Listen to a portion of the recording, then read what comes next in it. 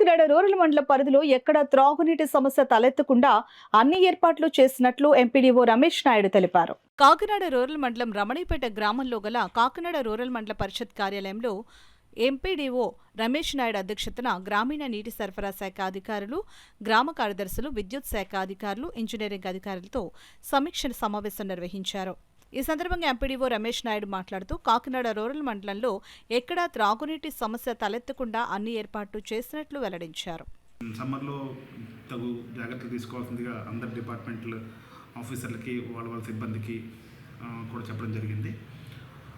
ఉపాధి హామీలో గౌరవ కలెక్టర్ గారు చెప్పింది ఏంటంటే ప్రయారిటీ వర్క్స్ మనకు చెప్పడం జరిగింది. దానిలో భాగంగా మన మండలానికి 5 రూఫ్ వాటర్ హార్వెస్టింగ్ స్ట్రక్చర్స్ చేయడానికి మేము డిసైడ్ చేశాము. అదేవిధంగా అమృత్ సరోవర్ ట్యాంక్స్ మన మండలం వరకు ఒక 5 కట్టుకోవడం కోసం తహసీల్దార్తో కోఆర్డినేట్ చేసుకుని ఒక అరెకరం నుంచి ఎకరం లోపల సైట్లు ఐడెంటిఫై చేసి అక్కడ చెరువు తవ్వించి రివిట్మెంట్ చేసి వాకింగ్ ట్రాక్ కూడా ఏర్పాటు చేసుకొని తద్వారా ఒక ఫార్మిడబుల్ పర్మనెంట్ అసెట్ క్రియేట్ చేయడం కోసం ఉపాధి హామీలో ఈసారి 45 డేస్లో అది ఒక మన మిషన్ మోడ్లో పెట్టుకుని చేయడానికి మేము సిద్ధంగా ఉన్నాము. అదేవిధంగా ఫార్మ్ పాండ్స్ ఎక్కడైతే బోర్వెల్స్ ఉన్నాయో బోర్వెల్స్కి రీఛార్జ్ వాటర్ చేయడం కోసం ఫార్మ్ పాండ్స్ కూడా ఈవెనన్ని ఎక్కువ చేయడానికి మేము డిసైడ్ అయ్యామండి.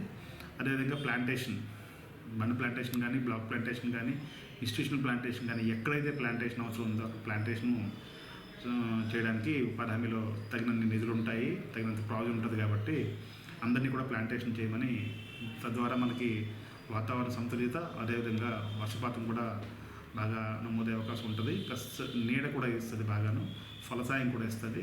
అందువల్ల ప్లాంటేషన్ కూడా ఎంకరేజ్ చేయడం కోసం చెప్పడం జరిగింది. ఈ రకంగా 5 రకాల డిపార్ట్మెంట్లు కూడా కన్వర్జెన్స్ మీటింగ్లో ఇవన్నీ కూడా కుశంగా చర్చించి సమ్మర్ యాక్షన్ ప్లాన్ తయారు చేసుకొని మనకి ఇచ్చిన టార్గెట్లు ఎలా పూర్తి చేయాలి, సమ్మర్ని ఎలా మనం ఓవర్కమ్ చేసి మన మండలాన్ని ప్రగతిపరంగా నడిపించాలని చెప్పేసి మేమందరం కూడా దానిలో అందరికీ దిశానిర్దేశం చేయడం జరిగిందండి.